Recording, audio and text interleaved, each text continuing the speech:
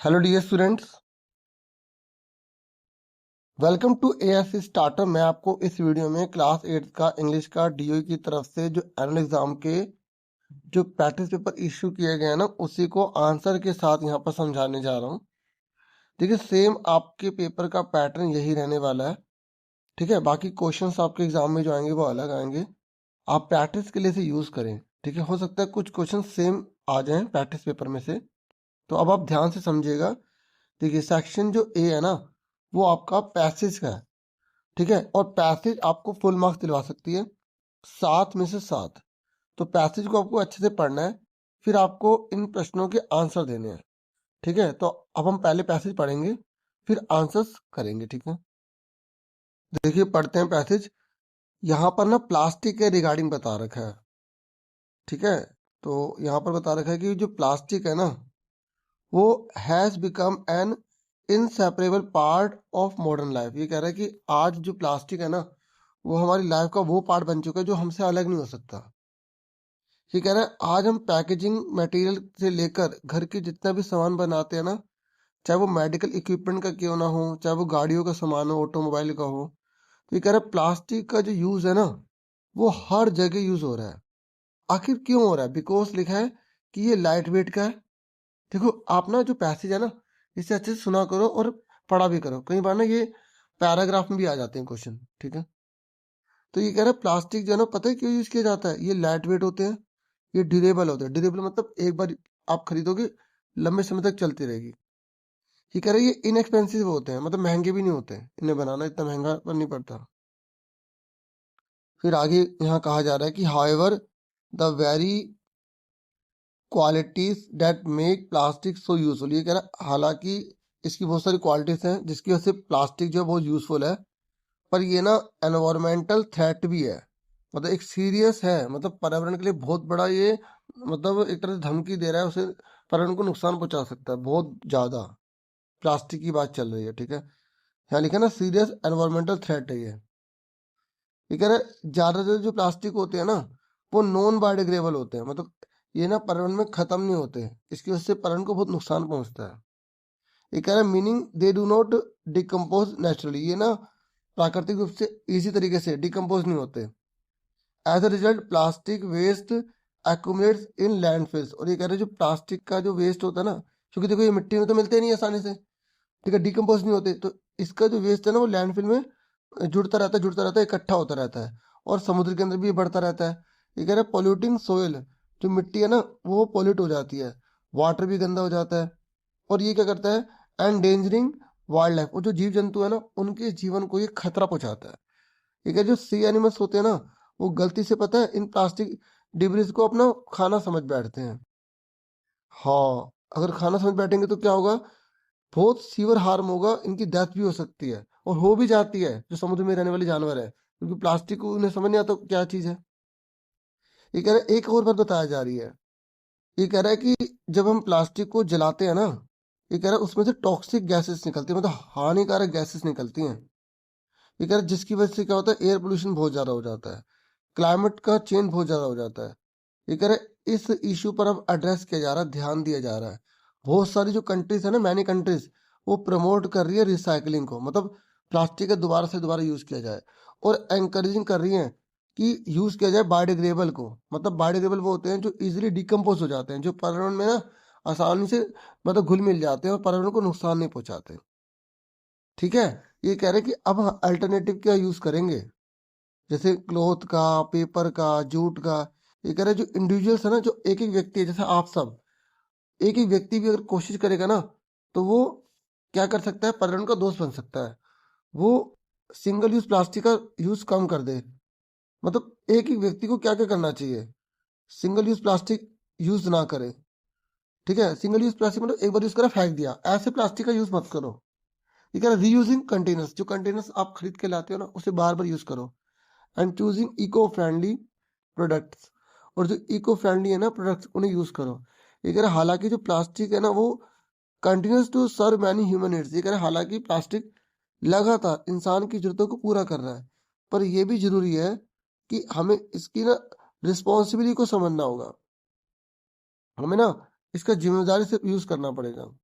ये कह रहा है, a conscious shift towards sustainable practices can ensure that the convenience of plastic does not come at the cost of our planet's health. ये कह रहा है, एक बात आप बस समझ लो, ये कह रहा है कि एक बात अगर आप इतना रख लोगे ना ध्यान, ये प्लास्टिक का इतना यूज करो कि जिससे हमारी धरती, जो हमारा जो प्लेनेट है ना, उसकी हेल्थ खराब ना हो। तो उसकी हेल्थ की कॉस्ट पर जो है ना प्लास्टिक को यूज नहीं करना चाहिए, मतलब पर्यावरण को नुकसान ना पहुंचाए, इस उतने प्लास्टिक यूज करना चाहिए। ठीक है, अब हमने अच्छे से पढ़ लिया। ठीक है, मैंने आंसर के साथ यहाँ पे लिखा हुआ है। ठीक है, अब आप समझते जाना और अपने आप आंसर देना। ठीक है, अब आंसर तो ऐसे लिखे हैं, लेकिन आप अपने आप भी देखना कि आपको कितने अच्छे से आता था, आपको कितनी नॉलेज थी। ठीक है, तो पहला है यहाँ पर कि जो प्लास्टिक्स होते हैं ना, वो वाइडली यूज होते हैं। वो क्यों यूज होते हैं इतने ज्यादा? तो इसका पहला यहाँ दिया है कि भाई ये बायोडिग्रेडेबल है, लेकिन बहुत महंगे हैं। दूसरा, ये हल्के होते हैं, ये लंबे समय तक चलते हैं, ये सस्ते होते हैं। ये कह रही है बहुत मुश्किल से मिलते हैं, इनको बनाना बहुत मुश्किल होता है। सी में बोल रहा है। डी में बोल रहा है हैवी होते हैं और रीयूजेबल होते हैं, बार बार यूज किए जा सकते हैं। अब आपको बताना कि प्लास्टिक को लोग क्यों यूज करते हैं। देखो, ये सारा का सारा ना पैसेज में से ही है, तो यहीं से क्रॉप करके नीचे लिखा गया है। ठीक है, और मतलब ये तो एमसीक्यू है, तो आराम से उसी में से आप बता सकते हो। ये देखो, ये साफ साफ लिखा था कि प्लास्टिक हम यूज क्यों करते हैं, ये लिखा है ना। आपको जो क्वेश्चन है ना, देखो, अगर आप अभी वीडियो देख रहे हो और सिर्फ नोट करके आपने काम खत्म कर लिया तो कोई फायदा नहीं है। क्वेश्चन पढ़ के पैसे में से देखो कि वो लिखा है या नहीं लिखा उसमें, और फिर अपने बताओ आंसर क्या होगा इन चारों में से। क्योंकि अगर हम पहले ही क्वेश्चन पढ़ के एमसीक्यू पढ़ लेते हैं ना, फिर कंफ्यूजन भी हो जाती है। आप सोचो कि एमसीक्यू नहीं है, ये क्वेश्चन है, और अगर ये क्वेश्चन होता तो इसके आंसर में क्या देता, फिर आप वो देखो वो एमसीक्यू में कहाँ लिखा है। ठीक है, तो यहाँ पर इन्होंने बोला ना कि प्लास्टिक का यूज क्यों किया जाता है। यहाँ लिखा है कि लाइट वेट होता है, ड्यूरेबल होता है, इनएक्सपेंसिव होता है। तो ये चीज सारी कहाँ लिखी है ऑप्शन में, यहाँ लिखी हुई है, और ये मैंने आंसर लिख दिया। ठीक है, क्लियर। अब उसके बाद नेक्स्ट क्वेश्चन है, ये कह रहा है the major environmental problem with plastic is that they. बताओ, सबसे बड़ी प्रॉब्लम जो पर्यावरण को लेकर प्लास्टिक की है वो क्या है। तो आप बताओगे, यहाँ पर देखोगे, आप एमसीक्यू में पढ़ सकते हैं। अगर आपको एमसीक्यू में पता लग जाता है, आपने अच्छे से रीडिंग करी है तो और अच्छी बात है। ठीक है, बाकी ऊपर ढूंढने की कोशिश आप कर सकते हो। ठीक है, कि मेजर प्रॉब्लम क्या है एनवायरमेंट को लेकर यहाँ पर। ठीक है, देखो यहाँ पर ये लिखा है ना, एनवायरमेंट की थ्रेट है क्योंकि ज्यादातर प्लास्टिक है नॉन बायोडिग्रेडेबल है और ये डिकम्पोज इजीली नहीं होती। ये हमें मिल गया। और एमसीक्यू में आप यहाँ देखेंगे ना, ये देखो ये लिखा है नॉन बायोडिग्रेडेबल है और पॉल्यूशन फैलाते हैं। और देखो, मेजर एनवायरमेंटल प्रॉब्लम बोला है। फिर भी आप इस पैसेज में से एमसीक्यू में देख सकते हो कि ये कह रहा है ये बहुत ज़्यादा एक्सपेंसिव है। ठीक है, और ये तो गलत है ना। ये डिकम्पोज हो जाता है, ये भी गलत बात लिखी है। ठीक है, अगर एमसीक्यू में ना आए ना तो कटिंग वाले तरीके से कर लो। ये कह रहा है are made from natural material, ये नेचुरल मटेरियल से बने, ये भी गलत है। ठीक है, तो कुछ मटेरियल नेचुरल भी हो सकते हैं। इसका बेस्ट आंसर क्या है कि नॉन बायोडिग्रेडेबल पोल्यूशन फैलाता है, ये सबसे बड़ी प्रॉब्लम है इसकी। ठीक है, अगले पर आ जाओ। ये कह रहा है what happens when sea animals consume plastic waste. बताओ, हमने क्या पढ़ा था कि जब समुद्र में रहने वाले जानवर प्लास्टिक की वेस्ट को खा लेते हैं तो क्या होता है। देखिए, यहाँ पर हमने पढ़ा था ना कि जो जानवर होते हैं समुद्र में रहने वाले, वो उसको अपना भोजन समझ लेते हैं, जिसकी वजह से उनकी डेथ भी हो जाती है। ठीक है, ये हमने पढ़ा था यहाँ पर, है ना। तो अब एमसीक्यू वगैरह है तो इसमें देखते हैं। तो यहाँ पर लिखा था कि ये कह रहा है कि जो समुद्र में रहने वाले जो जानवर हैं वो प्लास्टिक के वेस्ट को, ये कह रहा है कि वो इससे ना, जो समुद्र में रहने वाले जीव हैं उनका जो भोजन होता है वो अच्छे से डाइजेस्ट हो जाता है। ये तो बिल्कुल गलत लिखा है। ठीक है, क्वेश्चन क्या है, क्वेश्चन ये है कि जो समुद्र में रहने वाले जानवर है ना, अगर वो प्लास्टिक को खाते हैं तो क्या होता है। ये कह रहा है डाइजेस्ट हो जाता है, गलत है ना, हाँ या ना। फिर आगे देखो, ये कह रहा है इससे क्या होता है, उन्हें नुकसान होता है, उनकी मौत हो जाती है, तो यही आंसर हो गया। ठीक है, और ये कह रहा है उनसे उनको ताकत मिल जाती है, उनके शैल को, तो ये भी गलत हो गया। और इसे कह रहा समुद्र का पानी साफ हो जाता है या समुद्र साफ हो जाता है, तो ये भी गलत है। तो आंसर क्या क्या बी आ गया। ठीक है, फिर नेक्स्ट कह रहा है according to the passage which of the following is an eco friendly alternative to plastic. बताओ, हमने यहाँ पढ़ा था ना कि प्लास्टिक की जगह किस चीज को यूज करने की बात की गई है। देखो, ये लिखा अल्टरनेटिव लिखा है ना, तो यहाँ पर कपड़े की बात की जा रही है, पेपर की बात की जा रही है, जूट की बात की जा रही है। तो एमसीक्यू में देखो क्या लिखा है, तो एमसीक्यू में यहाँ पे कपड़े के बारे में लिखा है और जो उसमें था, ठीक है, तीनों लिखे होते तो हम ए बी सी जो लिखे होते ना तो डी पे ऑल ऑफ द एबव लगा देते हैं। यहाँ पे सिर्फ कपड़ा लिखा है तो इसका आंसर क्या आ गया, बी आ गया। फिर नेक्स्ट क्वेश्चन है, यहाँ पर ये कह रहा है कि why it is important to use plastic responsibly. बताओ प्लास्टिक का यूज जो है हमें समझदारी से क्यों करना चाहिए। ये ना अपने आप बना के भी आपको लिखना पड़े तो लिख देना इसी में से यूज करके, मतलब लाइनों को। तो हमने बहुत सी चीजें पढ़ी कि भी प्लास्टिक का यूज हमें जिम्मेदारी से क्यों प्रयोग करना चाहिए। देखो ये लिखा रिस्पॉन्सिबली, क्यों यूज करना चाहिए प्लास्टिक का यूज, तो इसका आंसर हमें देखो यहाँ तो मिल नहीं रहा है ना, तो हमें यहाँ ऊपर की किन्हीं लाइन को यूज करके लिखना पड़ेगा ताकि उसका आंसर हो जाए। तो आप यहाँ पे ये लिखोगे कि जो प्लास्टिक है ना ये नॉन बायोडिग्रेडेबल होता है, ये आसानी से खत्म नहीं होता एनवायरमेंट में, इसलिए हमें समझदारी से इसका यूज करना चाहिए। ठीक है, तो उसी को रिगार्डिंग यहाँ पे हमने ये लाइन लिख दी है। ठीक है, समझ में आ गई आपको। और वाइल्ड लाइफ जो होती है, ठीक है, उनके लिए भी खतरा हो जाता है। तो आपको जो ये लाइन है कई बार बिल्कुल सेम नहीं मिलती, कई बच्चे सेम सेम उतार देते हैं, 2 नंबर के 2 पॉइंट में लिख दिया। ठीक है, 2 पॉइंट हो गए ना। नेक्स्ट है, फिर ये कह रहे हैं आपको बताने की लाइन ट्रू है फॉल्स है। देखो बिल्कुल जब आप पेपर देखोगे ना ऐसे लास्ट में क्वेश्चन ट्रू फॉल्स वाला ही देगा कि आपने पैसे से समझी या नहीं। ये कह रहा है burning plastic is a safe, ये कह रहा है प्लास्टिक को जलाना सेफ है एंड इफेक्टिव है। ठीक है, way to get rid of it, अगर हम प्लास्टिक से बचना चाहते हैं तो उसे जला दो। पता ये ट्रू है फॉल्स है, आप बोलोगे तो फॉल्स है। बस समझ में आ गई पैसेज। अब देखो मैंने ये पैसेज आपको लगभग 12 मिनट में यहाँ पे बहुत अच्छे से समझाई है, और पता है आप इतने ही मिनट लगाओ, 7 नंबर की है ना, तो 14 मिनट आप लगा सकते हो पैसेज में डबल। ठीक है, और लिखोगे भी तो 5 मिनट और लगा लो, क्योंकि आपके पास जो है 60 मार्क्स का जो पेपर है आपके पास 2.5 घंटे हैं। तो उसके हिसाब से अगर आप डबल टाइम लगाओगे थोड़ा और भी आपके पास टाइम बचेगा। समझ आ गई मैं क्या बता रहा हूँ। अब मैं तो समझा रहा हूँ इसलिए आराम आराम से कर रहा हूँ ना। ठीक है, अगर आप इतने आराम से करोगे तब भी आप आराम से पैसे पूरी कर लोगे। ठीक है, देखिए सेकंड क्वेश्चन है, ये कह रहा है energy is driving force behind modern life. ये कह रहा है आज जो मॉडर्न लाइफ है ना उसमें एनर्जी है जो हमें कुछ करने के लिए फोर्स करती है। पता है कैसे, ये कह रहा है एनर्जी की वजह से ही हमारे घरों में पावर्स आती है, स्कूल ट्रांसपोर्ट का काम हो पाता है, इंडस्ट्रीज चल पाती है, हाँ या ना। ये कह रहा है however much of this energy still comes from non renewable sources. ये कह रहा है जो ऊर्जा हमें मिलती है ना, ऊर्जा पता है किसकी बात कर रहा है, बिजली की। ठीक है, या जो भी हम जैसे टीवी चला रहे हैं, मोबाइल चला रहे हैं, तो उनमें एनर्जी लग रही है। ये कह रहे ज्यादातर जो एनर्जी है ना वो नॉन रिन्यूएबल सोर्सेज से आती है, जैसे कोयले से, ऑयल से, नेचुरल गैसेस से। ये कह रहे ये जो फ्यूल होते हैं ना इनमें से कार्बन डाइऑक्साइड निकलती है जब ये जलते हैं तो, और इससे एयर पोल्यूशन होता है, ग्लोबल वार्मिंग होती है। पता है ग्लोबल वार्मिंग किसे कहते हैं, धरती के ताप का बढ़ते चले जाना। ये कह रहा है according to international energy agency IEA, ये कह रहा है about 65% of the world's electricity is still produced from fossil fuels. ओए होए होए होए, आज भी दुनिया में जो बिजली पैदा हो रही है ना वो फॉसिल फ्यूल से 65% प्रोड्यूस हो रही है।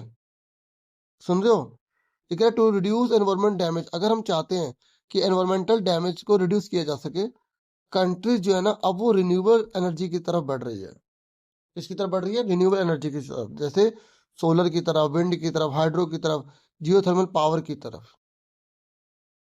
ये कह रहे हैं ये जो रिसोर्सेज होते हैं ना ये नेचुरल होते हैं, अनलिमिटेड होते हैं, और ये प्लैनेट को हार्म भी नहीं करते, क्योंकि देखो नेचुरल है और जो प्लैनेट है वो भी नेचुरल है, तो प्रकृति अपने आप को नुकसान क्यों पहुंचाएगी। ये कह रहे 2023 में जो रिन्यूएबल सोर्सेज है ना वो लगभग 30% of the global electricity provide कर रहे थे 2023 में, देख लो। मतलब अभी भी कम है, लेकिन आप सोचो आने वाले टाइम में किसका प्रोडक्शन ज्यादा होगा, रिन्यूएबल एनर्जी का। ठीक है, ये कह रहे and this number is steadily rising, और ये नंबर लगातार बढ़ रहा है। इंडिया, पता है इंडिया की बात कर रहे हैं एग्जाम्पल के तौर पर, और इंस्टेंस मत होता उदाहरण। ये कह रहा है इंडिया तो पता है कौन सी रैंक पर आ गया है, 5 दुनिया के जो 5 देश है ना उन 5 देशों में आ गया इंडिया जो सोलर एनर्जी से इलेक्ट्रिसिटी को प्रोड्यूस कर रहा है। ये कह रहा है रिन्यूएबल एनर्जी जो होती है ना वो ना केवल क्लाइमेट चेंज से लड़ने में मदद करती है, बल्कि वो कई ग्रीन जॉब्स भी प्रोवाइड करती है और एनर्जी को सिक्योरिटी भी प्रोवाइड करती है, एनर्जी भी सिक्योर रखती है। ये कह रहे स्टूडेंट्स भी बहुत बड़ा रोल निभा सकते हैं, मतलब आप सब बच्चों सुन रहे हो, तो आप सब भी बहुत बड़ा रोल निभा सकते हो आप इलेक्ट्रिसिटी को कंजर्व करके।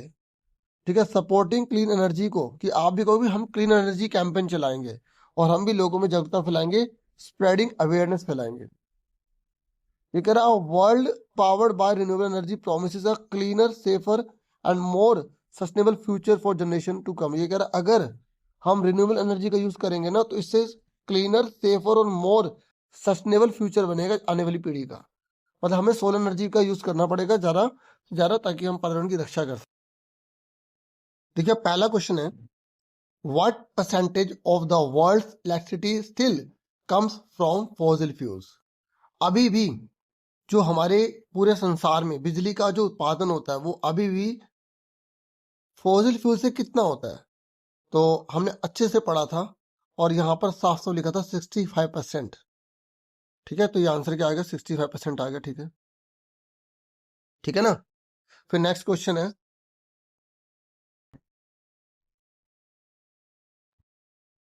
ये कह रहा है विच of the following is not a renewable energy source. ये कह रहा है इनमें से कौन सा रिन्यूएबल एनर्जी सोर्स नहीं है। तो हमें पता है ना वो कोयला नॉन रिन्यूएबल एनर्जी सोर्स है, तो कोयला आ गया। ठीक है, फिर नेक्स्ट है, ये कह रहा है what is one major benefit of renewable energy. ये हमें यहाँ पैसेज में से मिल जाएगा और मैंने आपको अच्छे समझाया कि जो रिन्यूएबल एनर्जी है उसका सबसे बड़ा फायदा क्या है। तो आप बताओगे कि सबसे बड़ा फायदा रिन्यूएबल एनर्जी का क्या है। यहाँ पर देखो चार ऑप्शन में से कौन सा दे रखा है, यहाँ लिखा ना, ये लिखा it creates green jobs and reduce carbon emissions. और ये हमें पैसेज में भी मिला था कि ये ग्रीन जॉब्स प्रोवाइड करता है। ये देखो ये लिखा ना, लिखा ना ग्रीन जॉब्स। तो पैसेज में से ढूंढ के आपको करना है। अब यहाँ पे जैसे अगर आपको आंसर मिल गया और आपने फिर सीधा कर दिया आंसर, तो फिर फायदा नहीं ना। फिर नेक्स्ट है, कह रहा है in which year did renewable source provide nearly 30% of global electricity. आपको बताना कि जो रिन्यूएबल सोर्सेज है ना, ये ग्लोबली कितनी परसेंट एनर्जी जो है प्रोवाइड कर रहे हैं। तो हमने पढ़ा था कि 30% के अराउंड। ठीक है, तो यहाँ पर पढ़ा था ना, ये देखा। ठीक है, तो ये हमारा 30%, और ये सन हमें पता लगाना था ना, सन। तो सन ये लिखा, ये लिखा। ठीक है ना, सन ये आ गया हमारा 2023। ठीक है, बी आंसर आ गया। फिर नेक्स्ट है, why are renewable energy sources considered better than fossil fuel. तो ये आप अपनी लैंग्वेज में बना बना के लिख सकते थे। ठीक है, तो आपने बता दिया, ऊपर भी बता दिया कि ग्रीन जो प्रोवाइड करते हैं, क्लाइमेट चेंज को रिड्यूस करते हैं। तो आप और भी बातें लिख सकते हैं। ठीक है, कि ये क्लीन एनर्जी जो है उसको सपोर्ट करते हैं। ठीक है, तो आप इसे में से जो भी है बता सकते हैं, क्योंकि अपने आप लिखना है, इसका एमसीक्यू भी नहीं है। ठीक है, फिर नेक्स्ट है, यहाँ पर ये कह रहे जो फॉसिल फ्यूल्स है ना, वो कैसे हैं, लिमिटेड है या अनलिमिटेड है। तो जिसकी वजह से पोल्यूशन होता है और क्लाइमेट चेंज होता है, तो वो जो फॉसिल फ्यूल्स है ना, वो दुनिया में लिमिटेड है। ये आपको अपनी प्रेजेंट सिचुएशन के बेस पे लगाना पड़ेगा। ठीक है, देखिए आप सेक्शन बी पर आ जाइए। तो तीसरे क्वेश्चन में दोनों में से एक करना है, तो आपको डिसाइड करना पड़ेगा आप कौन सा करेंगे। पर यहाँ तो आप प्रैक्टिस कर रहे हैं, आपको दोनों समझना है। ठीक है, तो देखिए दो क्वेश्चन है यहाँ पर बोला गया कि आपको यहाँ पे हिंट दे रखा है। ठीक है, और बीच में आप देख रहे हो गैप है ना। आपको ना एक स्टोरी को कंप्लीट करना है। मैं आपको एक बात बताऊं, मैंने ना एक स्टोरी राइटिंग किस तरीके से लिखी जाती है उसको एक बहुत अच्छा पैटर्न बना रखा है। कोई भी आ जाए ना, कोई भी स्टोरी आराम से बना लोगे आप। तो आप स्टोरी राइटिंग फिर ASC स्टार्टर लिख के यूट्यूब पे सर्च करो, आपको वीडियो मिल जाएगी। ठीक है, बाकी मैं कोशिश करूंगा डिस्क्रिप्शन में लिंक दे दूं। तो यहाँ पर अब मैं इसका आंसर तो यहाँ करवा ही रहा हूँ। तो आपको ये स्टोरी राइटिंग करनी होगी, या ऑप्शन में आपके क्वेश्चन है, ये क्वेश्चन है डायरी एंट्री करनी है। तो दोनों में से आपको एक करना होगा। तो पहले स्टोरी राइटिंग पढ़ते हैं। ये कह रहा है आपको टाइटल भी दिखना होगा कहानी का, मतलब एक नंबर तो टाइटल लिखने का मिल जाएगा। ये कह रहा है सनी आफ्टरनून थी, दोपहर का मतलब समय था, और पार्क में खेल रहे हैं, और वॉलेट को नोटिस किया गया है, बेंच के नीचे पड़ा है, खोला गया वॉलेट को, पैसे निकले, आईडी कार्ड निकला उसमें, और फिर आपने कहा भाई मैं तो ओनर को उसको दूंगा या दूंगी, ठीक है। फिर आप उस एड्रेस में गए और आपने वॉलेट वापस कर दिया, आपने थैंक यू बोला और आपको आशीर्वाद मिला, आपको बहुत अच्छा लगा। तो समझ में आ गई कहानी कैसे बनानी है। कहानी बनानी है वॉलेट के ऊपर कि एक बेंच के नीचे वॉलेट मिला था और आपने उस एड्रेस पर, मतलब वॉलेट के अंदर एड्रेस भी था ये भी मान के चलेंगे, और फिर आपने उस एड्रेस को ढूंढ के उस घर में जाकर उस व्यक्ति को जिसका वो वॉलेट था, उसमें पैसे भी थे, आईडी कार्ड भी था, आपने दे दिया। बस यही कहानी लिखनी है। और अगर जिसको इंग्लिश नहीं भी बनानी आ रही ना, तो यहाँ पर थोड़ा थोड़ा लाइन लिख के, there was a one sunny afternoon, I was playing in the park, तो आपको हेल्पिंग वर्ब यूज करके, पास का यूज करके छोटे छोटे सेंटेंस बना देने हैं। अब एग्जाम्पल के तौर पे आंसर देखो, देखिए जैसे मैंने आपको अभी एग्जाम्पल दिया था ना, बिल्कुल वैसे ही यहाँ पे लाइन को लिखा गया है। आप विश्वास कीजिए अगर आपने इसे ध्यान से पढ़ा, ठीक है, और आपने इनको पढ़ा, जो आंसर को पढ़ा, आप कहोगे अरे तो बिल्कुल वैसे ही है, ठीक है। ठीक है, अब हम आंसर पढ़ते हैं, ध्यान से समझिएगा। देखिए, और देखिए जिन्होंने अभी तक चैनल को सब्सक्राइब नहीं किया, बेल आइकन को प्रेस नहीं किया, तो प्लीज सब्सक्राइब कर दीजिए, मोटिवेट कीजिए, मैं और भी बहुत सारी वीडियोस लेकर आऊंगा आपके लिए। आप खूब मन लगा के पढ़ाई कीजिए, मेरी तरफ से मोटिवेशन है आपको। देखिए यहाँ पर आंसर सबसे पहले इसने बोला था 1 नंबर टाइटल का है, तो हमने लिख दिया honesty is the best policy, ईमानदारी सबसे अच्छी नीति है।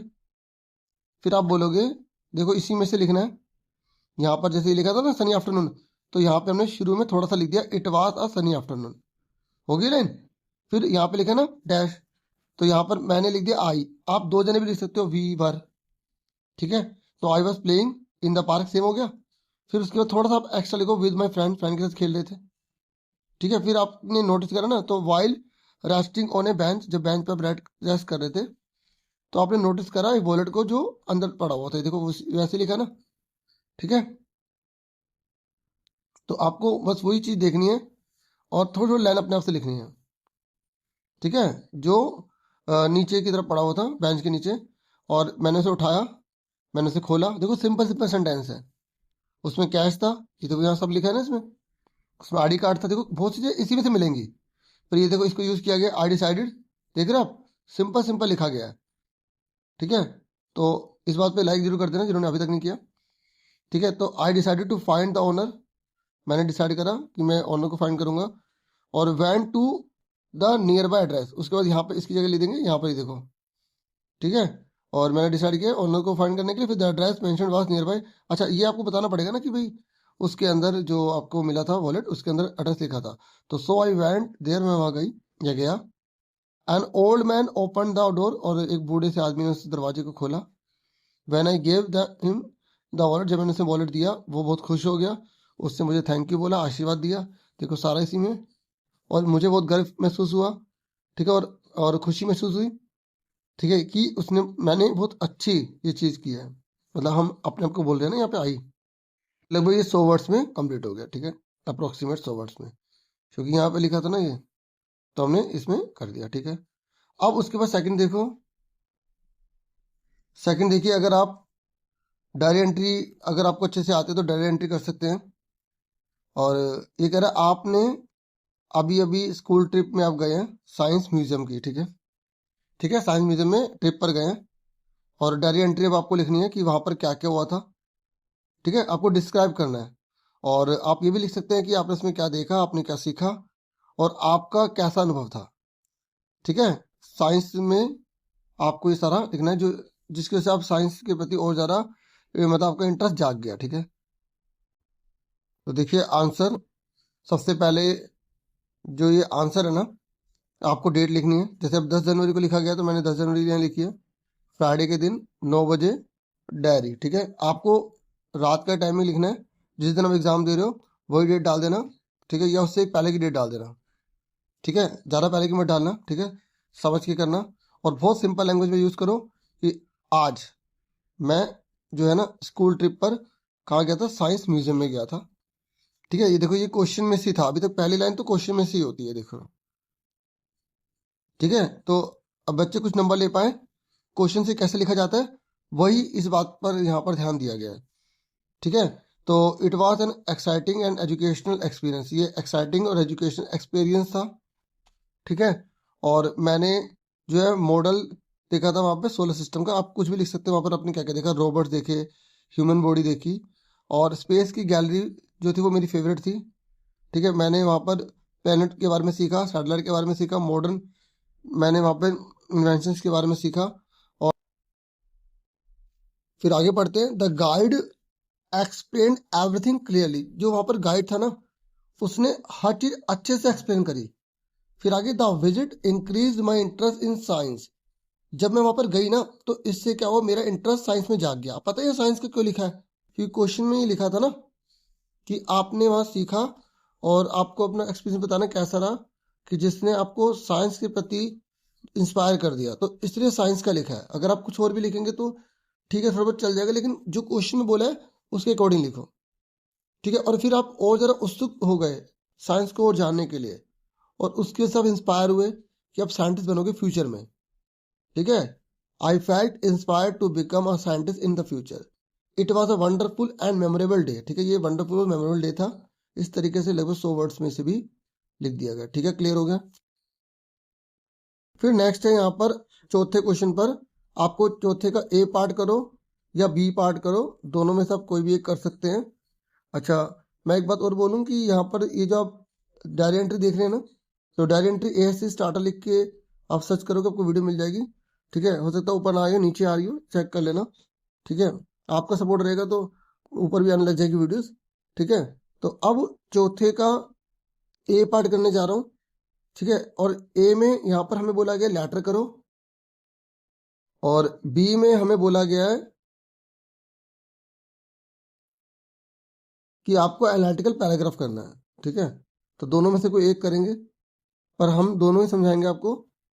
यहाँ बोला गया कि आप रोहन या रोहिणी हो, ग्रीन वैली पब्लिक स्कूल में हो, वाराणसी में हो, the fans and the lights in several classrooms are not working properly, आपके स्कूल के अंदर ना तो पंखे काम कर रहे हैं, ठीक है, और ना ही लाइट्स काम कर रही हैं अच्छे से। इससे क्या हो रहा है, जो स्टूडेंट्स है ना उनकी जो स्टडी है वो कंफर्टेबल तरीके से नहीं हो पा रही। अब आपको लेटर लिखने के लिए कहा गया कि प्रिंसिपल को लेटर लिखो 100 वर्ड्स में, रिक्वेस्ट करो कि इलेक्ट्रिकल रिपेयर्स जो है वो करवा ले जल्द से जल्द, ठीक है। मतलब अब देखो लाइट ही नहीं होगी तो बच्चे पढ़ाई कैसे करेंगे, है ना। तो आपको लेटर लिखना है, तो ये पैटर्न को फॉलो करना है, ठीक है, और आपको लेटर इसमें करके दिखाना है, तो करते हैं। एक बात और बोल देता हूँ मैं आपको कि देखिए जो लेटर वगैरह हम इसमें पार्टिसिपेट कर रहे हैं ना जुड़ने के, ये सेम आएंगे, कोई नए आ सकते हैं, ठीक है। वो मैं अलग से और वीडियोस लाऊंगा जो इंपॉर्टेंट होते हैं, आप इनको भी तैयार कर लेना, बाकी मैं जल्द से जल्द कोशिश करूंगा, ठीक है। तो देखिए सबसे पहले आपको क्या लिखना है, यहाँ पर स्टैंडर्ड डस्ट, जैसे हमने अपना डस्ट रोहन लिखा, क्लास 8 से लिख दिया, ठीक है। ये वर्ड मत लिखना, ठीक है। तो रोहन लिखा, क्लास 8 से लिखा, फिर आपको क्या बोला गया था कि आपको स्कूल का नाम लिखना है, स्कूल का नेम लिख दिया, फिर डेट लिख देना, ठीक है। लिख दिया पूरा हमने, ठीक है। उसके बाद यहाँ पर किसको लिखना है, डेट के बाद प्रिंसिपल को लिखना है, रिसीवर कौन है, प्रिंसिपल, प्रिंसिपल, फिर स्कूल का नाम वाराणसी, ये पूरा लिख दिया। पैटर्न देख लो फॉलो क्या करा है, सबसे पहले इसने सेंटर बोला था, फिर डेट, फिर name address of the school, फिर सब्जेक्ट, ठीक है। तो सबसे पहले हमने क्या करा, ये हटा दो, सबसे पहले हमने अपना यहाँ पूरा लिख दिया, ठीक है। अगर आप इसकी जगह एग्जामिनेशन हॉल लिखेंगे तब भी चल जाएगा, एग्जामिनेशन हॉल, ठीक है। और उसके बाद फिर आपको डेट लिखनी है, फिर उसके बाद आपको जो है ना ये पूरा का पूरा जो है ये एड्रेस लिखना है जो आपके स्कूल का है, ठीक है। ये हमने क्वेश्चन में से देख के लिखा है। फिर सब्जेक्ट क्या है, सब्जेक्ट जरूर लिखना है, किस चीज़ के लिए हम लेटर लिख रहे हैं, request for repair of fans and lights, ठीक है। यहाँ पे हमने जो क्वेश्चन है ये ना फैंस एंड लाइट्स की रिक्वेस्ट कर रहे हैं, ठीक है। अब ज़्यादा बड़ा लिखने की जरूरत नहीं है, मेन पॉइंट पॉइंट लिखते, अगर किसी बच्चे को नहीं आता तो उसने थोड़ा बड़ा भी लिख देना सब्जेक्ट, कोई दिक्कत नहीं है, ठीक है। और हमें कैसे पता लगेगा कि हमें किसके रिगार्डिंग लिखना है, तो लास्ट से थोड़ी हिंट मिल जाएगी, ठीक है। ठीक है, ये लिखा ना रिक्वेस्टिंग हिम, ये लिखा, अगर किसी बच्चे ने ये भी लिख दिया तब भी ठीक है, ठीक है।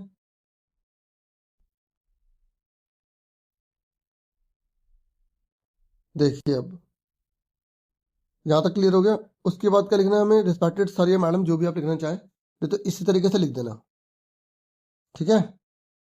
तो आप बोलोगे I would like to bring to your kind notice that, मैं आपको ये ध्यान दिलवाना चाहता हूँ that the fans and lights in several classrooms are not working properly. देख लो, सारी ये लाइन क्वेश्चन में से लिखी गई है। Due to this students are facing great difficulty in studying, ये भी थोड़ा थोड़ा क्वेश्चन में से ही है, थोड़ा हमने चेंज करके लिख दिया। स्पेशली ड्यूरिंग हॉट वेदर, गर्मी में तो बहुत ज़्यादा परेशानी हो रही है।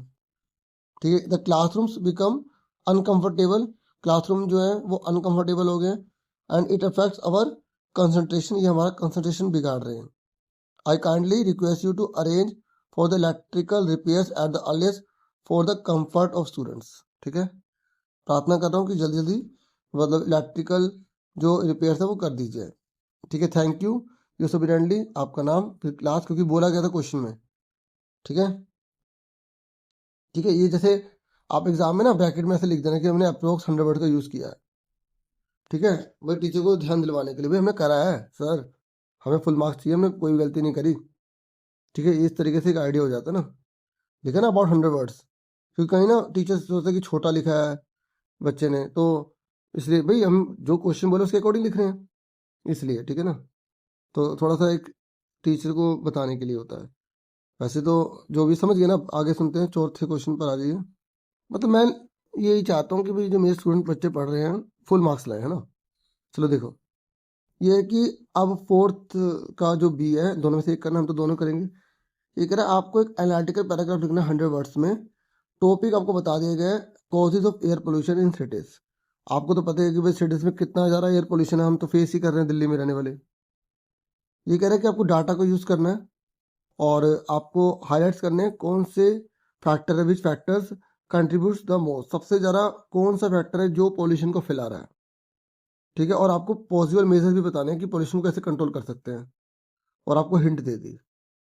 ठीक है, देखो यहाँ बता रखा है कि भाई जो व्हीकल से पोल्यूशन होता है वो 45% है। मतलब सबसे ज़्यादा जो पोल्यूशन है ना वो गाड़ियाँ फैला रही हैं। तो इसका मतलब गाड़ियों में हमें अगर चेंज कर दे तो हमारी दिल्ली कितनी सुरक्षित और मतलब पोल्यूशन फ्री हो जाए। यानी कि अगर हम सोलर सिस्टम का यूज़ कर दें, इलेक्ट्रिकल वाली गाड़ी निकाल दें, तो दिल्ली में पोल्यूशन ही खत्म हो जाएगा। क्योंकि सर देखो 45% तो व्हीकल्स ही कर रही हैं। इंडस्ट्रियल वेस्ट 25% है, कंस्ट्रक्शन का डस्ट 15% है, और ये जो कूड़ा कचरा जलाते 10% है, बाकी और 5% हो गए। मेन तो इसका मतलब ये है, अब आपको इसको एनालाइज करके एक्सप्लेन करना है, जैसे मैंने अभी लिखा बताया आपको क्या करना चाहिए। ठीक है ना, तो अब हम समझते हैं इसको। अब देखिए आंसर पढ़ते हैं। तो देखो, air pollution is a major problem in cities today. देखो कुछ हिंट क्वेश्चन में से मिल जाती है, वो उतार देना चाहिए। ठीक है, इससे क्या होता है, जैसे बच्चों को जैसे इंग्लिश वगैरह कमजोर है ना, अभी वो सीख रहे हैं इंग्लिश, तो थोड़ी बहुत जो लाइन्स हैं वो पैसेज में से ले ला करो। लेकिन कुछ लाइन तो आपको बिल्कुल 100% क्लियर हो जाएंगी, बाकी आप बना बना के लिख दो, तो आपको मार्क्स जरूर मिलेंगे। ठीक है, क्योंकि मैं हर बच्चे का ख्याल रखने की कोशिश करता हूँ। तो अकॉर्डिंग टू डाटा, डाटा के अनुसार जैसे कोई भी और आ जाए ना क्वेश्चन, तो आप ये लिख देना अकॉर्डिंग टू डाटा। फिर जो जो हिंट है यहाँ पे इसी को लिख देना, जिसको इंग्लिश में भी प्रॉब्लम आ रही है। बाकी मैंने जैसे लिखा है, बाकी बच्चे स्टडी करके और अच्छे इंप्रूव करें। ठीक है ना, तो 45% of the population is caused by vehicles emission, making it is the biggest contributor. देखा, क्योंकि ये सबसे ज्यादा है ना, तो हमने लिखा ना सबसे बड़ी प्रॉब्लम क्रिएट कर रहा है। इंडस्ट्रियल स्मोक जो है वो 25% कर रहा है, जबकि कंस्ट्रक्शन जो है वो 15% कर रहा है। देखो लिखा है, सारी बातें यही है, तो छोटी छोटी लाइनों को जोड़ा गया है, इस चीज को आपको सीखना है। ठीक है, और ये अगर कूड़े कचरे को जलाया जा रहा है वो 10% है, और अदर सोर्सेस जो है वो 5% जो पोल्यूशन फैला रहे हैं। तो देखो, जिसको जैसे इंग्लिश अभी काफी वीक है ना बच्चा, अगर वो इसको भी यूज कर रहा है तो उसे मुझे पूरा विश्वास है इस वीडियो से बड़ा बेनिफिट मिल रहा होगा। ये कह रहे एयर पोल्यूशन को कंट्रोल करने के लिए पीपल और पब्लिक जो है ना, उनको पब्लिक ट्रांसपोर्ट यूज करनी चाहिए, क्योंकि सजेशन मांगा है ना। जैसे मैंने अभी सोलर सिस्टम का एग्जांपल दिया, इलेक्ट्रिकल व्हीकल्स की बात करी, तो आप वो भी ऐड कर सकते हो इसमें। प्लांट्स लगाने की बात करो, पोल्यूशन को कंट्रोल करने के लिए बात करो, जो गाड़ियां। तो इस तरीके से हो गया। अब हम आगे बढ़ जाते हैं, नेक्स्ट जो क्वेश्चन है सेक्शन सी पर आ जाते हैं। तो सेक्शन सी हमारा ग्रामर का है, तो ये तो 14 मार्क्स की है। ठीक है, तो इसको फटाफट हम कर लेते हैं सॉल्व। देखिए यहाँ पर पहला है, इन्होंने बोला है कि आपको कंजक्शन यहाँ पे यूज करनी है। ठीक है, कंजक्शन मतलब होता है जो दो सेंटेंस को जोड़े। ये कह रहा है I wanted to go out. ठीक है, मैं बाहर जाना चाहता था, डैश इट स्टार्टेड रेनिंग, लेकिन बारिश हो गई। तो लेकिन वर्ड निकल रहा ना मुंह से, तो बट आ जाएगा। ठीक है, जो दो सेंटेंस को जोड़ते हैं ना, उन्हें बोलते हैं कंजक्शन। तो वो कैसे जोड़ रहे हैं हमें पता लगाना पड़ेगा, एंड का लगाना, सो का लगाना, बट का लगाना, बिकॉज का लगाना। तो आप कंजक्शन की बहुत प्रैक्टिस करना। फिर नेक्स्ट है you can have ice cream dash cake after dinner. देखो ये कह रहा है, अब ये कह रहा है डिनर के बाद आप जो है क्या ले सकते हो, आइसक्रीम केक। अब दोनों तो लोगे नहीं, एक ही तो लोगे, तो आप क्या लगाओगे, और। मतलब आप आइसक्रीम या केक आप डिनर के बाद ले सकते हैं, मतलब खा सकते हैं। मीठा लेना होता है ना, खाने के कई लोग मीठा खाते हैं, तो और लगाएंगे यहाँ पे, या दोनों में से एक। ये कह रहे he didn't come to school, वह स्कूल नहीं आया डैश ही वॉज इल, क्योंकि वो बीमार था। ये मतलब निकल रहा है ना, वो स्कूल क्यों नहीं आया, क्योंकि वो बीमार था, क्योंकि आ रहा क्योंकि। तो क्योंकि ए ले ली, मतलब बिकॉज लगा देंगे। फिर नेक्स्ट है dash he is young, he is very responsible. देखो ये कह रहा है वो, हालांकि हालांकि निकल रहा है, हालांकि वो बहुत ज्यादा यंग है, फिर भी वो बहुत ज्यादा जिम्मेदार है, क्योंकि युवा पीढ़ी क्या करती है, लापरवाही बहुत करती है। ठीक है, तो यहाँ पे ऑल दो मीनिंग निकल रहा है, इसलिए ऑल दो आ जाएगा। फिर नेक्स्ट है the teacher praise him dash he had worked hard. Teacher ने उसकी प्रशंसा करी क्योंकि उसने बहुत ज्यादा मेहनत करी थी, हार्ड वर्क करा था। तो क्या आएगा, बिकॉज। ठीक है, उसके बाद देखो नेक्स्ट है यहाँ पर, यहाँ बोला गया कि आपको each of the following sentences has an error. इस पूरे सेंटेंस में एक गलती है और आपको उस गलती का पता लगाना है, उसको ठीक करके लिखना है। ठीक है, तो यहाँ पर आप देखो she do not like eating mango. ठीक है, उसे जो है मैंगो खाना पसंद नहीं है। तो आपको पता लगाना है इसमें क्या गलती है। देखो जब सब्जेक्ट सिंगुलर होता है, जब सब्जेक्ट सिंगुलर होता है तो वर्ब भी सिंगुलर होती है। ठीक है, तो इसलिए यहाँ पर डू लिखा है ना, तो डू की जगह क्या आ जाएगा, डज आ जाएगा। ठीक है, यहाँ पर देखो the boys was playing in the park, लड़के बहुत सारे हैं, और यहाँ पे सिंगुलर, जब सब्जेक्ट सिंगुलर है तो हेल्पिंग वर्ब भी सिंगुलर होगी। जब सब्जेक्ट प्लूरल है तो हेल्पिंग वर्ब प्लूरल लगेगी। तो यहाँ बॉयज बहुत सारे हैं तो वास का वर्ब हो जाएगा। ठीक है, ठीक है, अभी आंसर आपको दिखा रहे तो फिर ये है ना कि एकदम आंसर दिख जाएंगे ना, तो फिर आपको समझ नहीं आएगा, फिर आपका ध्यान आंसर में चला जाएगा। तो इसमें बताओ I didn't saw him at the bus stop. जब भी वर्ब की सेकंड फॉर्म आ जाए, ठीक है, ये जैसे यहाँ लिखा है, तो उससे पहले जो है ना, उससे पहले जो है डिड नॉट नहीं होना चाहिए। और अगर जब डिड नॉट लिखा आ जाए तो उसके बाद वर्ब की फर्स्ट फॉर्म होनी चाहिए। यहाँ पे इन्होंने सेकंड लगा दी, तो सा की जगह क्या आ जाएगा, सी आ जाएगा। ठीक है, फिर ये कह रहा है she is knowing the answer. ठीक है, तो अब आपको ये पता लगाना है she is knowing the answer, वह आंसर जान रही है। ठीक है, तो यहाँ पर हम इस पूरे को गलत मान लेंगे। ठीक है, तो इज नोइंग की जगह लिख देंगे शी नोज द आंसर, वह आंसर जानती है। इस तरीके से लिखेंगे, सिंपल पेरेंट के रूप में लिखेंगे। ठीक है, उसके बाद नेक्स्ट है दे हैज। देखो प्लूरल सब्जेक्ट है तो वर्ब भी प्लूरल लगेगी, तो हैज की जगह क्या आ जाएगा, यहाँ पर हैव आ जाएगा। ठीक है, ठीक है, तो यहाँ पर आपको बता दिया कि एरर क्या है, डू, इसका करेक्शन क्या होगा, डज, और वाज की जगह यहाँ पे आएगा वर। ठीक है, उसके बाद जब डिड नॉट लिखा है तो वर्ब की हमेशा फर्स्ट फॉर्म आती है सी। ठीक है, और she is knowing the answer है तो शी, ठीक है, नोज द, हम कर देंगे यहाँ पे शी इज नोइंग, नोज कर देंगे। और एक अगर हम चाहें तो यहाँ पर फिर आंसर्स भी कर सकते हैं। ठीक है, आंसर जान रही है, मतलब बहुत सारे उत्तरों को जान रही है वो। ठीक है, तो मुझे बेस्ट ये लगा कि इस नोइंग की जगह नोट्स लिखना चाहिए, तो इसलिए मैंने यहाँ पर करा। अगर आप यहाँ पे आंसर्स लिख दोगे तो वो भी ठीक हो सकता है। फिर दे हैज की जगह यहाँ पर हैव लगा देंगे। ठीक है, क्योंकि सब्जेक्ट प्लूरल है तो वर्ब भी प्लूरल लगाएंगे। ठीक है, उसके बाद नेक्स्ट पर आ जाओ। फिर नेक्स्ट यहाँ पर देखो, ये 7वें नंबर पर है। इसने बोला कि आपको सेंटेंस को केयरफुली पढ़ना है। ठीक है, और डायरेक्ट स्पीच है उसको इंडेक्स स्पीच में आपको बदलना है। ठीक है, तो देखिए the teacher said don't make noise, तो इसका आंसर करना है। तो देखो सबसे पहले ऐसा कोई भी क्वेश्चन है, देखो करो फुल स्टॉप है, हाँ। दूसरा देखो करो सैड है या सैड टू लिखा है, आप देखोगे सिर्फ सैड लिखा है, और सैड लिखा है तो सैड ही रहता है। तो अब इस क्वेश्चन को कटिंग वाले तरीके से किया जाता है, तो ये कट गया, फुल स्टॉप है तो सैड ही रहेगा, और ये टोल्ड वाला कट गया। अब हमारे पास दो बचे। ठीक है, अब देखना दोनों में से कौन सी चीज सही है। द टीचर सैड हो गया, सैड का सैड हो गया। उसके बाद यहाँ पर लिखा don't make a noise, said not make a noise या said them not to make a noise. तो यहाँ पर ना ये सैड नोट मेक नहीं बनेगा, ये चीज गलत हो गई। और यहाँ पे सैड क्योंकि टू लगाना पड़ेगा वर्ब के पहले ताकि वो वर्ब की फर्स्ट फॉर्म रहे। इससे आंसर सी हो जाएगा। ठीक है, ठीक है। तो इसका आंसर हमें क्या पता लग गया, सी पता लग गया। अगर यहाँ टू लिखा होता ना सैड टू, तो हम टोल्ड वाला कर देते। ठीक है, तो बारीकी से आपको ध्यान रखना है। फिर सेकंड है he said I am reading a book. ठीक है, तो अब यहाँ पर भी सैड लिखा है तो टोल्ड वाला हटा देंगे। ठीक है, और फुल स्टॉप लगा हुआ है। ठीक है, और देखो सैड लिखा तो से वाला हटा देंगे क्योंकि पास्ट है तो पास्ट में रहेगा। ठीक है, फिर सैड जो इन्वर्टेड कॉमेस की दैट लगाते हैं तो यहाँ पे भी दैट लगा, यहाँ भी दैट लगा है। आई की जगह क्या हो जाएगा, ये ही है, लड़का है तो ही रहेगा। एम का वास हो जाएगा, तो ये आंसर इसका ए आ गया। ठीक है, क्योंकि यहाँ पे तो इन्होंने इसे एम आर यहाँ लिखा, इसका यूज ही नहीं करा था डी में।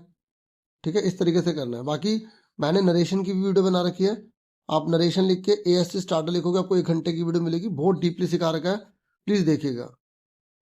अब देखिए नेक्स्ट है mother said to the child why are you crying. तो अब आप देखिए यहाँ पे क्वेश्चन मार्क है, तो क्वेश्चन मार्क होता है ना तो सैड की जगह आस्क लग जाता है। तो पहले आस्क के अलावा वाले हटा दो, हटा दिया। ठीक है, उसके बाद यहाँ दोनों देखो, यहाँ पे ये मदर आस्क द चाइल्ड हो जाएगा, दोनों में सेम लिखा है। फिर वाई का वाई रहता है। ठीक है, उसके बाद यू कौन है, यू चाइल्ड है, चाइल्ड को लड़का मान लेते हैं, दोनों ने लड़का मान रखा है। लेकिन याद रखना जब हम आंसर करते हैं ना तो वाई के बाद सब्जेक्ट आना चाहिए, मतलब डब्ल्यू एच फैमिली के बाद सब्जेक्ट आना चाहिए, सब्जेक्ट। यहाँ पर इन्हें हेल्पिंग में लगा दी, तो इसका मतलब क्या हुआ, ये भी गलत हो गया, इसलिए आंसर क्या आ गया, ए आ गया। ठीक है, क्लियर हो गया कैसे। और याद रखना जब क्वेश्चन होता है ना तो उसका आंसर बन जाता है, और आंसर बनने के लिए डब्ल्यू एच फैमिली के बाद सब्जेक्ट होना चाहिए। सब्जेक्ट कौन है, ही शी आई मी। तो इस तरीके से मी नहीं, ही शी इट वी वगैरह जो दे होते हैं इस तरीके से। ठीक है, तो ये हमारा ए आ गया। फिर नेक्स्ट देखो, Rohan sad I will help you. तो फुल स्टॉप लगा है, तो लेकिन सैड लिखा है, सैड लिखा है तो ये सैड है तो सैड ही रहता है, ये वाले दो हटा दो। ठीक है, हटा दिए हमने। ठीक है, उसके बाद यहाँ पर दो बचे। आपको पता है कि जब फुल स्टॉप तो डैड लगता है, दोनों में डैड लगा है। आई कौन है, रोहन लड़का है, तो इन्हें ही यहाँ पे कर दिया, लेकिन यहाँ ही करना भूल गया तो गलत है। और विल का वुड हो जाता है, यहाँ पे करा है। ठीक है, हेल्प का हेल्प होगा, यू कौन है, ठीक है, मालूम मैं अपने आप को मान रहा हूँ तो मी, तो ये ए सही हो गया। ठीक है, मतलब रोहन मुझसे कह रहा है क्योंकि ये लिखा नहीं ना कि रोहन क्या किससे रहा है। ठीक है, और ये तो देखो मैंने इसको सॉल्व कर दिया, बाकी अलग से आपको रूल इसके अच्छे से आने चाहिए तभी आप इसको कर पाओगे। ठीक है, तो ये हमारा हो गया। अब हम 8वां क्वेश्चन करते हैं। देखिए यहाँ पर अब मोडाल्स आपको यहाँ फिल करना, मॉडल वर्ब आपको भरनी है।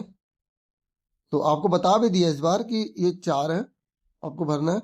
तो you dash finish your homework before playing, मतलब देखो आपको खेलने से पहले ना अपना होमवर्क करना ही करना है। तो जहां पर ऑब्लिगेशन आ जाता है, जहां पे कानून की भी बात आ जाती है ना, जहां पे ना करने पे सजा मिले, वहां मस्ट लगाते हैं, तो यहाँ मस्ट आ जाएगा। ठीक है, कानून की बात नहीं लेकिन ऑब्लिगेशन आ गया कि होमवर्क करना है खेलने से पहले, इसलिए लगाया मस्ट। फिर नेक्स्ट है we dash help the poor and needy, तो ये एक एडवाइस देने की बात की जा रही है। ठीक है, कि हमें जो है गरीब जो लोग होते हैं, जो जरूरतमंद लोग होते हैं, उनकी मदद करनी चाहिए, तो शुड आ जाएगा। I dash swim across the river easily. ठीक है, तो यहाँ पर क्या आएगा कि भाई मतलब मैं जो है नदी को आसानी से पार कर सकता हूँ तैर के, तो ये उसकी क्या है, एबिलिटी है, तो कैन लगा देंगे।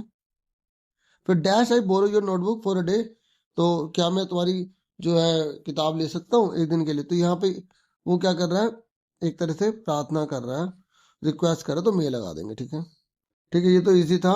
और मोडास की भी मैंने वीडियोस बना रखी है, मोडास एक ऐसे स्टार्टर लिखना आपको वीडियो मिलेगी। अब उसके बाद जो है लिटरेचर हमारा स्टार्ट हो गया है। ठीक है, ये 20 नंबर का है।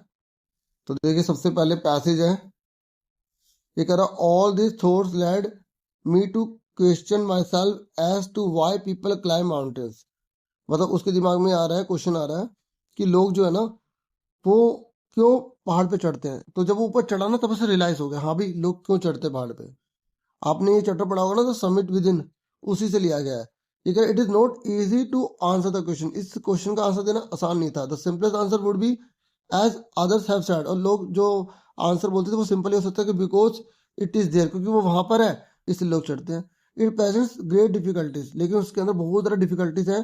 Man takes delight to overcoming obstacles, ये कह रहा है आदमी जो है ना उसे बहुत खुशी होती है जब वो रुकावटों को पार कर लेता है। The obstacles in climbing a mountain are physical, यहाँ पे जो ऑब्स्टेकल है ना, जो इतनी बड़ी रुकावट है वो फिजिकल है। A climb to a summit means endurance, अगर आप किसी समिट पर चढ़ रहे हैं तो आपकी, इसका मतलब पता है क्या है, आपके अंदर एंड्योरेंस है, परसिस्टेंस है एंड विल पावर है। तीन चीजें बहुत इंपॉर्टेंट है, अलग से क्वेश्चन में भी पूछी जाती हैं। फिर आगे, the demonstration of this physical qualities is no doubt exhilarating as it was for me also, ये कह रहा है कि ये जो प्रदर्शन किया जाता है ना फिजिकल क्वालिटीज का, इसमें किसी में कोई शक नहीं, ये काफी एक्सलरेटिंग है और मेरे लिए भी ऐसा ही है। अब हमने पढ़ लिया, अब इन प्रश्नों के उत्तर देने हैं। देखो सारा पैसेज में से मिल जाते हैं, एक आधा नहीं मिलता, वो हमें अपने आप लिखने पड़ते हैं जो हमने चैप्टर पढ़े हैं। ठीक है, तो यहाँ पर पहला बोला गया है कि what question did the writer ask himself, जो राइटर है ना उसने कौन सा क्वेश्चन अपने आप से पूछा था। तो उसने ये पूछा था ना, यही ये रहा, देखो यहाँ से देख के ले देंगे ये, कि वाई पीपल क्लाइम माउंटेन्स, कि लोग पहाड़ पर क्यों चढ़ते हैं, है ना। ठीक है, ये आप आंसर लिख दोगे ये लो। ठीक है, ये आंसर हो गया। फिर नेक्स्ट क्वेश्चन है, what qualities does climbing a mountain demand, बताओ अगर आप पहाड़ पर चढ़ना चाहते हैं तो आपके अंदर क्या क्वालिटीज होनी चाहिए। तो यहाँ पर तीन बताई गई थी जो मैंने अभी आपको बताया था, endurance, persistence and will power. ठीक है, आप वो पैसिव में से बता सकते हैं पूरी। ठीक है, यहाँ पर ये लिखिए, है ना। ठीक है, उसके बाद नेक्स्ट है, how did the writer feel after demonstrating this physical qualities, जब उसने इस प्रकार की फिजिकल क्वालिटीज जब उसने ये पा ली तो उसे कैसा, यह प्रदर्शित कर ली तो उसने कैसा फील किया। Accelerating and joyful. ठीक है, क्वेश्चन में से देख के लिख दो जो बोला है यहाँ पर ये। ठीक है, जॉयफुल अगर नहीं लिखोगे तब भी कोई दिक्कत नहीं है। फिर उसके बाद नेक्स्ट है, ये कह रहा है ट्रू फॉल्स बताइए। ये कहता है obstacles in climbing a mountain are mainly mental, ये कह रहा है जो पहाड़ी पर हम चढ़ते हैं जो रुकावटें आती हैं वो मेंटल होती हैं। बताओ, मतलब मेंटली होते हैं, दिमाग से होते हैं या फिजिकल होती है। तो हमने अच्छे से एक एक पढ़ा था, ये लिखा फिजिकल। देखो कम से कम बुक में आपके हर चैप्टर है, आप हर चैप्टर के एक एक लाइन को तो अच्छे से स्टडी कर सकते हैं ना। तो अगर आपने पेपर में जाके पैसेज में स्टडी कर रहे हो ना तो वो टाइम वेस्ट है, आपने चैप्टर पहले से पढ़े होने चाहिए अच्छे से। ठीक है, फॉल्स आ गया। फिर नेक्स्ट है, climbing a mountain present great dash, बताओ अगर हम माउंटेन पर चढ़ते हैं तो वो क्या है, ग्रेट क्या होती है, बाउंड्रीज होती है, डिफिकल्टीज होती हैं। तो आपको पैसिव में से देख कर ही बताना था। ठीक है, तो डिफिकल्टीज यहाँ पर आप बता दोगे। ठीक है, ठीक है, यहीं से देख के आपको बताना। ओके, तो ये आंसर हो गया। उसके बाद नेक्स्ट है 10वें नंबर पर, ये हमें एक्सट्रैक्ट दे रखा है, ये स्टेंजा दे रखी है, इसे पढ़कर हमें इन प्रश्नों के उत्तर देने हैं। यहाँ लिखा है, I love to rise in summer morn, मतलब मुझे ना गर्मी की सुबह सुबह उठना पसंद है। When the bird sings on every tree, जब पेड़ पर हर पक्षी जो है चहचहाते हैं। The distant huntsman winds his horn, और किस जो दूरी पर जो हवा एक तरह से अपना हॉर्न बजाती है। ठीक है, and the skylarks sings with me, और जो स्काईलार्क्स है वो मेरे साथ गाते हैं। ओ व्हाट स्वीट कंपनी, कितनी अच्छी लगती है उनके साथ कंपनी। यहाँ पर पोएट ने बोला, ये स्कूल बॉय है। ठीक है, तो यहाँ पर बोला, how does the poet feel on summer morning, बताओ कैसा फील कर रहा है, उसे बहुत अच्छा फील कर रहा है। कौन सी साउंड जो है पोएट सुनना चाहता है मॉर्निंग में, ये लिखा बर्ड्स की साउंड सुनना चाहता है। यहाँ पे पोएट का मूड कैसा है, बहुत ज़्यादा अच्छा मूड है ना उसका। तो बस आपको पढ़ के बताना है, और यहाँ लिखा है आपको दो करने होंगे। ठीक है, तीन दिए होते तो दो करने हैं, क्वेश्चन में पढ़ ला करो ऑप्शन कितने, मैं तो सारे करवा रहा हूँ यहाँ। ठीक है, ठीक है, तो अब आंसर देख लो, पैसेज में से उतार देना है। ठीक है, तो बाकी थोड़ा एक्स्ट्रा लिखा है तो आप जितना उसमें लिखा है वो भी लिख सकते हो। थोड़ा एक्स्ट्रा है कि कई बच्चे पूरा डीपली पढ़ते हैं सुनते हैं, इसलिए थोड़ा सा हो गया। ठीक है, साउंड जो है हमने पढ़ी ली ऊपर बर्ड्स की। ठीक है, और पोर्ट का मूड कैसे है, हैप्पी है, चेयरफुल है। ठीक है, अपने आप बना के लिख देना, कुछ भी लिख सकते हो आप जो आपको लग रहा है उसमें सही होगा तो नंबर मिलेंगे। ठीक है, ठीक है, उसके बाद अभी हमारा पेपर ये पूरा होने वाला है, और यहाँ पर अब से 30 से 40 वर्ड में बोला गया है, और 5 क्वेश्चन है, आपको इसमें से कोई 4 करने हैं, ठीक है। और इस बार पता है क्या है, देखो बहुत अच्छा आपके लिए डीओ कर रही है, आपको बता भी दिया कौन से चैप्टर से है, तो ये काफ़ी हेल्पफुल है। मिड टर्म में भी ऐसे किया गया था, तो आपको काफ़ी हेल्प मिलेगी क्वेश्चन को समझने में और आंसर देने में, ठीक है। देखिए पहला क्वेश्चन क्या है, पहला है कि who finally made the last bargain with the speaker. बताओ फाइनली किसने लास्ट बार्गेन किया था, उस छोटे से बच्चे ने ना, जिससे बदले में कुछ भी नहीं चाहा था, नथिंग, है ना। तो आप ये लिखो, the speaker finally made the last bargain with the little child. देखो आपने जो आप याद किए होंगे ना आंसर, वो भी आप लिख सकते हो, ठीक है। आपको अलग से याद करने की जरूरत नहीं है, बस आप देख लो कि आपकी बातें जो आपने आंसर में याद करी वो लिखी है नहीं, या नहीं लिखी, ठीक है। तो चाइल्ड ने क्या ऑफर करता, नथिंग, मतलब ना पैसा ना पावर, केवल फ्रीडम। मतलब ये था कि पोइट अगर उसके लिए काम नहीं करेगा तो वो जा सकता है, मतलब गुलाम बन के नहीं रहेगा ना, है ना। और पोइट को वही चीज अच्छी लगी थी, freedom. This made the speaker feel happy and satisfied, उसे पोइट को बहुत अच्छा लगा, ठीक है। फिर नेक्स्ट है, what qualities of the Jody are revealed in the story. बताओ जोड़ी की आपने क्या क्वालिटी देखी भाई, उसके अंदर ना जो केयरिंग था, काइंडनेस थी उसके अंदर। देखो वो चाहता कि वो जो हिरनी मर गई थी, उसका बच्चा वहां था, तो उसे क्या लेना था, उसके पापा तो बच गए थे ना, लेकिन जो बच्चा बचा हुआ था ना वहां पर अकेला था, उसके प्रति उसकी दया थी, और ये दया होनी बहुत जरूरी होती है। तो जोड़ी भी एक काइंड था, केयरिंग था, कंपेशनेट था, उसे सिंपैथी थी उस वाउंडेड डियर को लेकर, और उसने जोर डाला था कि वो बचाना चाहता है उसके फोन को, ठीक है। और ये दिखाता है कि उसके अंदर रिस्पॉन्सिबिलिटी है, लव है एनिमल के प्रति, ठीक है। फिर ये कह रहा है, why was the author excited to meet Stephen Hawking. बताओ राइटर या ऑथर इतना एक्साइटेड क्यों था स्टीफन हॉकिंग से मिलने के लिए। अब बोलोगे the author was excited because Stephen Hawking was a world famous scientist, वो वर्ल्ड फेमस साइंटिस्ट थे। He was an inspiration to millions despite his physical disability. भाई वो बहुत से मिलियंस के लिए ना वो एक बहुत बड़ी इंस्पिरेशन है, क्योंकि उनके अंदर फिजिकल डिसेबिलिटी थी, फिर भी वो इतना काम करते थे, इतने बड़े साइंटिस्ट बने हुए थे, और इसलिए उनसे मिलने का सपना उसका ट्रू हो रहा था ना। तो meeting him was a dream come true. फिर है, what changes occur in nature. मतलब कौन कौन से चेंजेस आए नेचर में व्हेन द मॉनसून अराइव, जब मॉनसून आया तो। अब बोलोगे व्हेन द मॉनसून जब आता है ना, तो अर्थ जो होती है वो ग्रीन और फ्रेश हो जाती है, फ्लावर जो ब्लूम हो जाते हैं, फ्रॉग जो होते हैं वो अपीयर दिखने लग जाते हैं, क्योंकि पानी भर जाता है तो बाहर आ जाते हैं, इंसेक्ट्स जो होते हैं बाहर आ जाते हैं, स्मेल हर जगह मिट्टी की गीली की हमें आने लग जाती है हवा के अंदर, बहुत अच्छा लगता है। उसके बाद लास्ट क्वेश्चन है, what illusion does the cricket song create on a silent winter night. पता है क्या कह रहा है, ये कह रहा है सर्दी की रात हो रही है, और उस समय अगर जो झिंगुर है वो गाना गाएगा तो कौन सा भ्रम पैदा होगा। लोग तो ये सोचेंगे ना गर्मी है, क्योंकि झिंगुर जो है वो गर्मी में गाते हैं।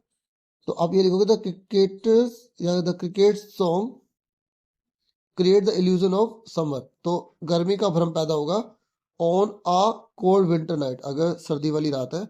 It makes the atmosphere lively, इससे ये लगेगा कि जो एटमोसफियर वो लाइवली है काफी, ठीक है, जीवंत है, और एनवायरमेंट काफी गर्म है। When everything else is silent, और हालांकि जितना सब कुछ शांत होता है तब, और उसी का गाना सुनाई दे रहा होगा, ठीक है। तो देखो इस तरीके से पूरा का पूरा मैंने आपको प्रैक्टिस पेपर करवा दिया है, ठीक है। वीडियो को लाइक, चैनल को सब्सक्राइब कर देना, बेल आइकन को प्रेस कर देना। और मैंने मैथ्स की वीडियो बनाई है, और भी सब्जेक्ट की धीरे धीरे बना रहा हूँ, आप जरूर देख लेना, और प्लेलिस्ट में चेक कर लेना। किसी भी सब्जेक्ट की ढूंढ रहे हो तो सब्जेक्ट का नाम लेके ए से स्टार्टर लिख देना। पुराने साल के पेपर भी देख सकते हो, वो भी अपलोड कर दूंगा, और भी अपलोड करूंगा। और थैंक यू। और अगर सपोर्ट के लिए ज्वाइन करना चाहे ज्वाइन भी कर सकते हैं। Take care all the students.